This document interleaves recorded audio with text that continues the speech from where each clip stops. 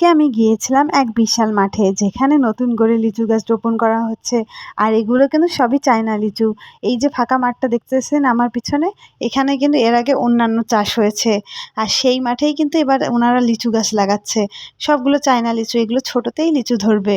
আর লিচু গাছ লাগানোর পর যে ফাঁকা জায়গাগুলো থাকবে, সেগুলোতে কিন্তু অন্য ফসল লাগিয়ে তারা ফাঁকা জায়গারও সঠিক ব্যবহার করবে।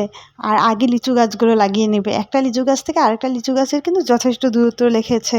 কারণ এই গাছগুলো কিন্তু ছোট থেকে লিচু দেওয়া শুরু করলেও বিশাল বড় বড় হবে। যেন এক গাছের সাথে আরেক গাছের সমস্যা না হয়, সেই জন্য আগে থেকে মেপে ঝুঁকে ডিস্টেন্স বজায় রাখতেছে। আর আপনারা তো অনেকেই জানেন দিনাজপুর লিচুর জন্য বিখ্যাত।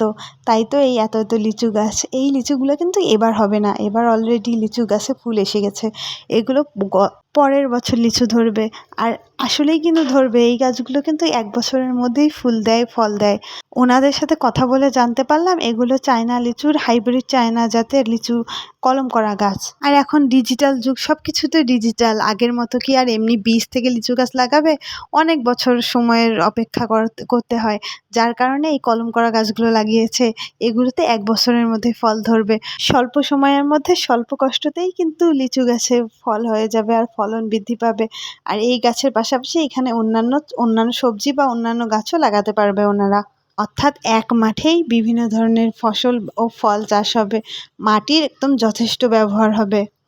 আপনাদের কাছে এই পদ্ধতিটা কেমন লাগলো আর বাগানটা কেমন লাগলো অবশ্যই জানাবেন।